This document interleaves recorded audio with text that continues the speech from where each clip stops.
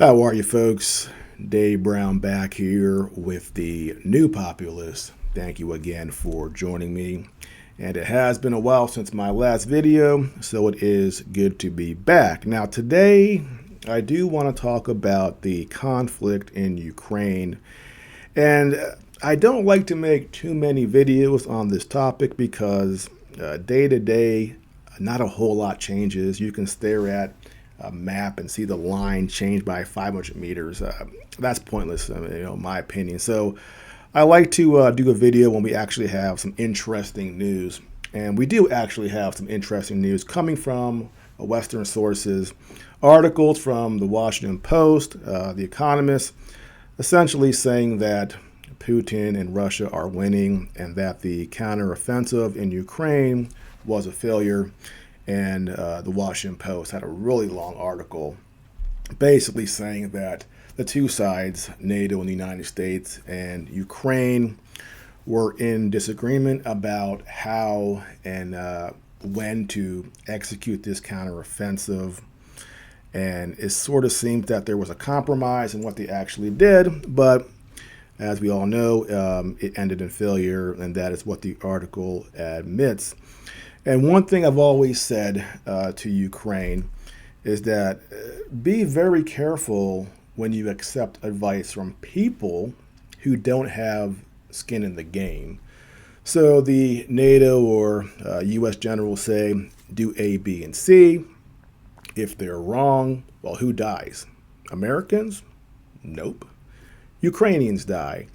So accepting advice from people who don't have a personal stake, I think, is very dangerous. And Ukraine, when they were pushing back against the U.S. generals as far as the planning for this, they had every reason to do that because they are on the ground, they are fighting the war, and they have the best idea of what they should do.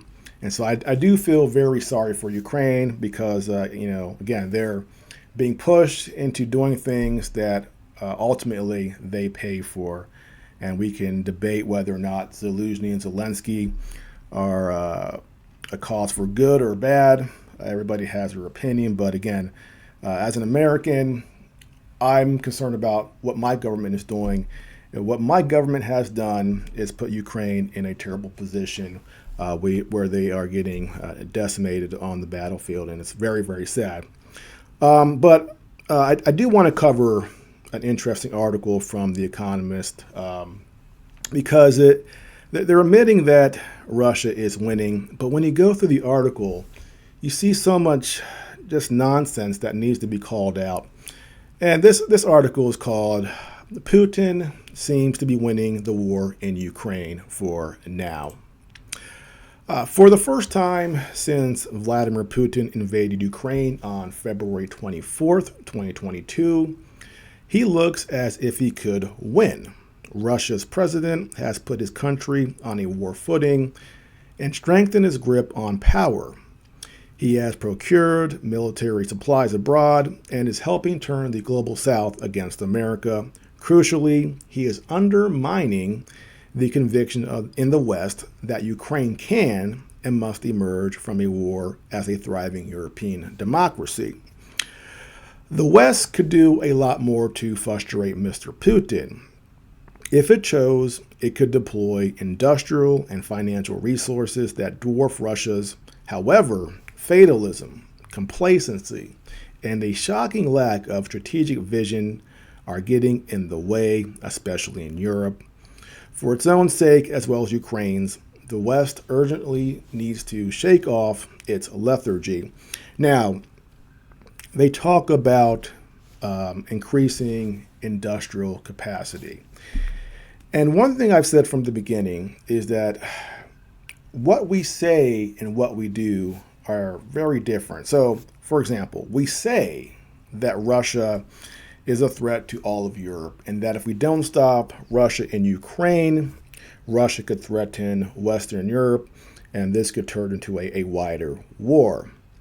But we have not done anything significant to increase our industrial capacity.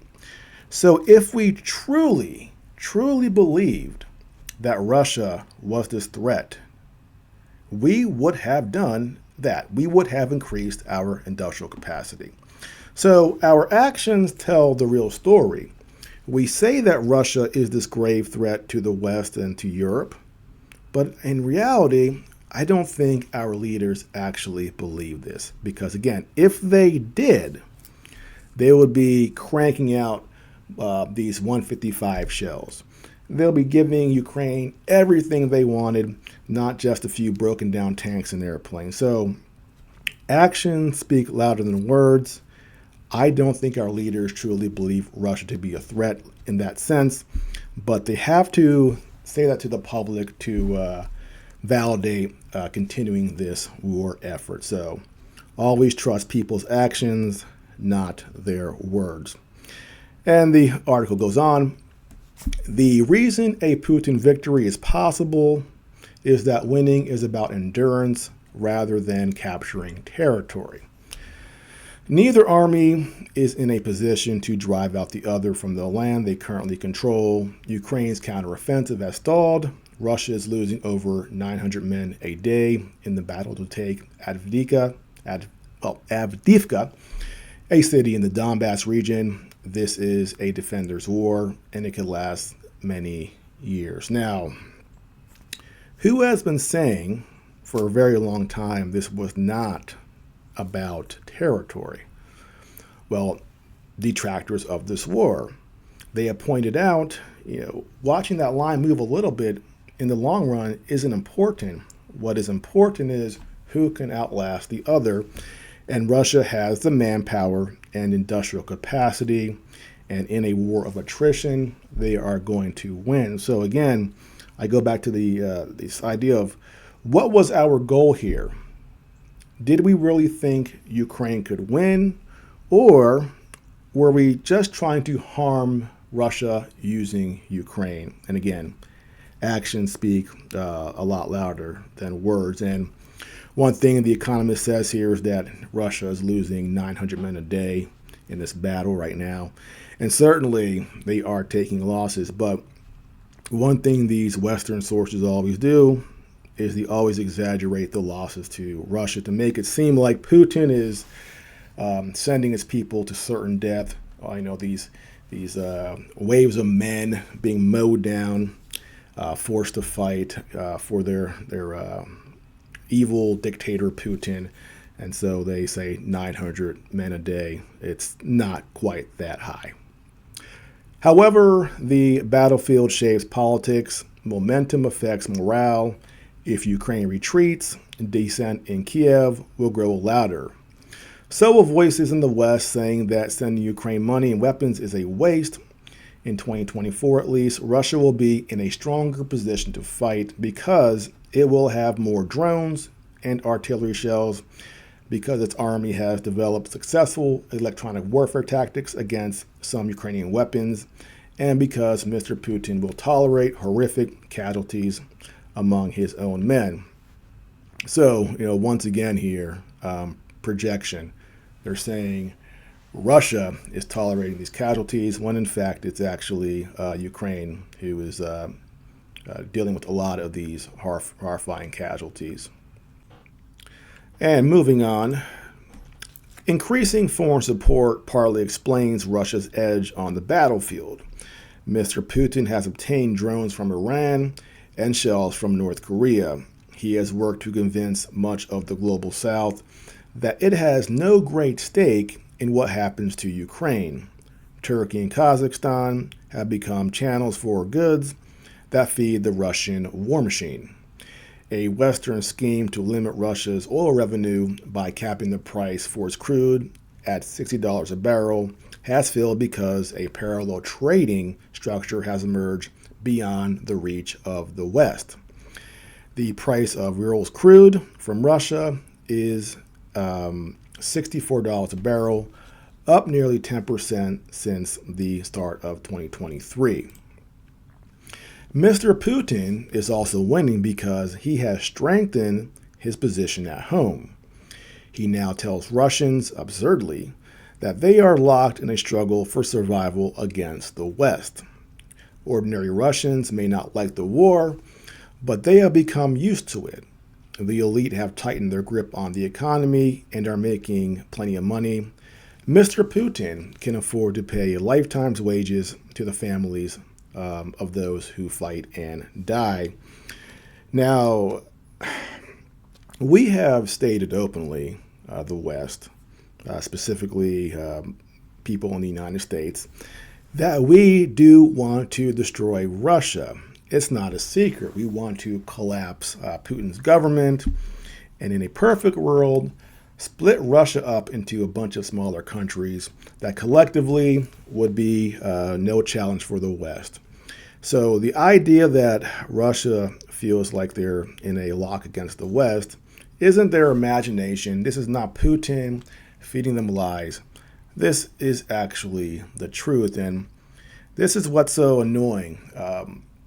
We have our think tanks all scheming for ways to destroy Russia, and then we pretend to be shocked when Putin goes, they want to destroy us. Well, yes, we do.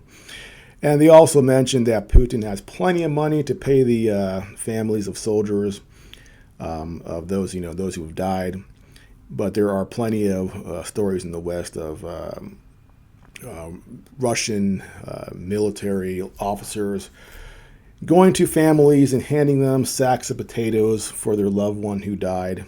But here they're admitting they are being taken care of, those who die, and Putin is providing for those families. So it's not this backwards hellhole per se where all you get is a sack of potatoes if one of your loved ones does perish.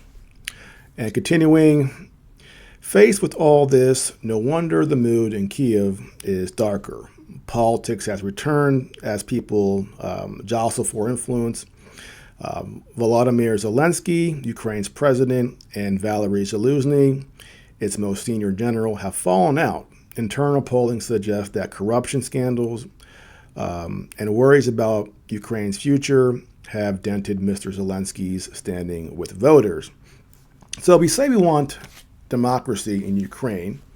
We say that Russia and Putin, he's not popular. He's a dictator, and he's basically forcing his people to follow him. Well, it's Ukraine. It's Zelensky that wants to cancel the election in Ukraine this year.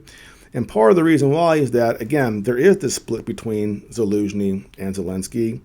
And Zaluzhny is actually growing more and more popular. So Zelensky doesn't want to have this election because he, in fact, might lose, which is why he wants to cancel it. So, so much for democracy in Ukraine. Western governments insist they are as committed to Ukraine as ever, but polls around the world suggest that many doubt it. In America, the Biden administration is struggling to make Congress release funding worth over $60 billion. Next year's election campaign will soon get in the way. If Donald Trump is elected president, having promised peace in short order, America could suddenly stop supplying weapons altogether. Well, what a terrible thing here. Donald Trump promising peace, not war. That can't happen. We need war. We need to keep giving weapons to Ukraine so they can continue to die in the battlefield in large numbers and continue losing this war. Again, The Economist, this Western paper, they're not the ones sacrificing anything. It's the people in Ukraine, and they just want to keep pushing this war, even as they admit Putin has the advantage and Putin is winning this war. Europe should be preparing for that dire possibility and for American help to slow whoever is in the White House. Instead, European leaders are carrying on as if munificent Joe Biden will always be in charge. The European Union has promised Ukraine $50 billion, but the money is being held up by Hungary and possibly a budgetary mess in Germany. In December, the EU should signal that it is ready to start talks for Ukraine's membership, but many believe that the process will be intentionally strung out because enlargement is hard and threatens vested interest. Italy's Prime Minister, Giorgia Meloni, was recorded during a prank call saying that Europe is weary. You would think a Trump presidency would galvanize support for Ukraine as Europe took responsibility for its own defense. One leader privately predicts that support will in fact fragment. That will be a disaster. By 2025, the strain of running a war may start to catch up with Mr. Putin. Russians may increasingly resent the forced mobilizations, inflation, and diversion of social spending to the army. Yet simply hoping that his regime collapses makes no sense. He could remain in power for years, and if he does, he will threaten war because that is his excuse for domestic repression and his own people suffering. He has blighted his country's prospects by isolating it from Europe and driving its most enterprising people into exile. Without war, the hollowness of his rule will be on full display. Now, there's a lot of projection going on here. First of all, he's talking about these forced mobilizations. One thing the Western media does not report is what's happening in Ukraine as far as the forced mobilizations.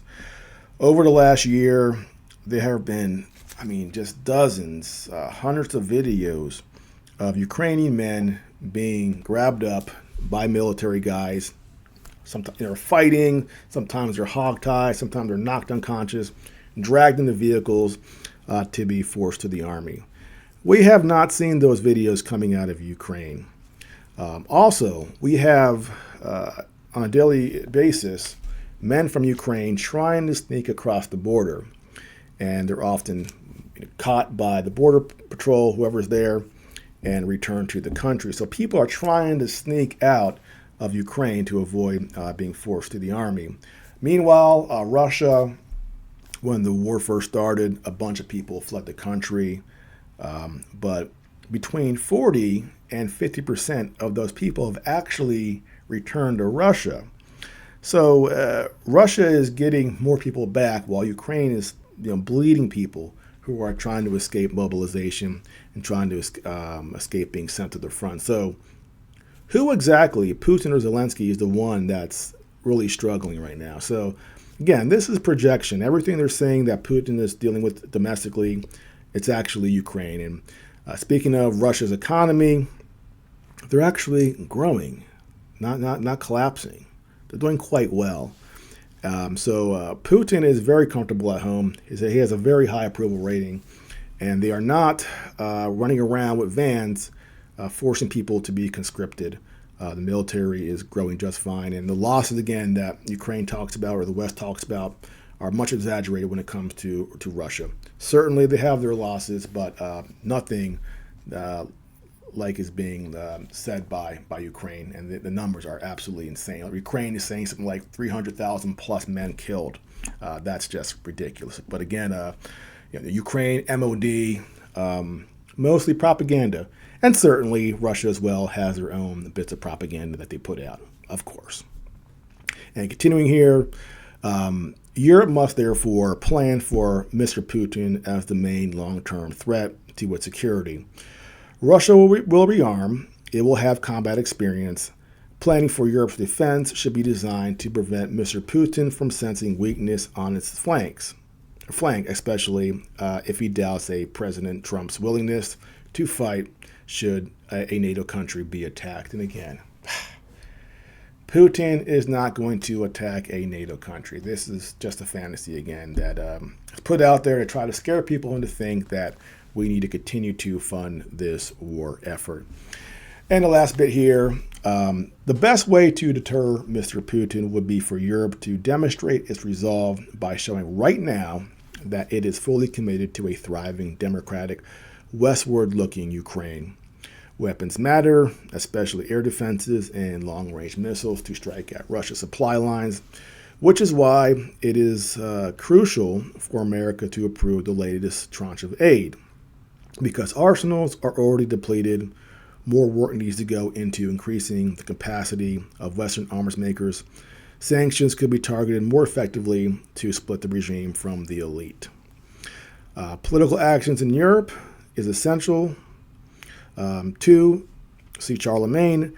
Mr. Putin will attack Ukraine's cities and subvert its society to sabotage the country's transformation into Western democracy. In response, Europe should be redoubling its efforts to ensure that Ukraine progresses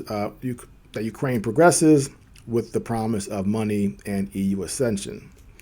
European leaders have not acknowledged the size of the task. Indeed, too many seem to shrink from it. That is folly. They should heed Leon Trotsky. They may not be interested in war, but war is interested in them. So that is The Economist. They want to double down, keep pushing, and they are, again, completely delusional about what's actually happening and what Putin actually wants. If you go and find Putin's speeches, he's actually quite frank about what Russia wants. It's not really a secret. So go search that out. It's a little hard to find sometimes because the West doesn't like the report. If you put, you Google it, it's not going to pop up. You got to search a little bit because what Russia wants is not to have Ukraine be a NATO country. It doesn't want a militarized army on its border being supported by the West. It wants neutrality for Ukraine, and that's pretty much the biggest thing. And even the head of NATO, General, what's his name, Stoltenberg, he said that this was about NATO expansion. So if the United States and the West and NATO did not want this war, all they had to say was, we're not going to try to expand NATO into Ukraine. And we want Ukraine to, be a democracy, perhaps join the EU, but we're not going to build it up as a military to threaten Russia. And that's what we did starting in 2014 when our government, the United States, the State Department, and the Central Intelligence Agency joined in to help overthrow the democratically elected government in Ukraine. And so for the last 8 years, we have been turning Ukraine into this proxy against Russia. And Putin saw it happening. He called it out, and we all ignored it because, well, you're not supposed to listen to Putin because he's this crazy lunatic who makes no sense and acts irrational. But again, if you actually listen to what Putin says, what he says, whether or not you agree with him, it is not irrational.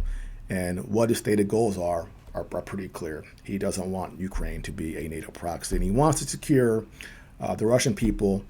And some of those people are in the Donbass, Russian speakers, and he talks about not restoring the Soviet Union, but getting all Russians under that same umbrella. So what's going to happen over the next year? I think it's a pretty safe bet that Russia will stay the course. They will keep plodding on slowly, trying to outlast Ukraine and Western support. I don't see them launching any huge offensive or opening up a new front, say from Belarus. I think they'll just keep on making their incremental gains and just keep grinding the Ukrainians down. And of course, the wild card is elections in the United States next year when Trump starts to go through these criminal trials. If they take place, things will get very crazy here. And for the American public, the war in Ukraine will just fade away. And all those people who were saying that it was so necessary to support Ukraine, they're going to be distracted. And I said that from the beginning. American support is fleeting. We'll support you until it's time for us to move on to something else, and then we'll just leave you behind like we've done to other countries in the past. So it's all very sad and very predictable because that is America's track record. It's dangerous to be our friends, and that's paraphrasing Henry Kissinger, who pointed out that being our enemy is not good, but being our friend can be even more dangerous. So, well, that's it for now. Thank you for joining me. If you are new to my channel, please like and subscribe, and I'll see you next time.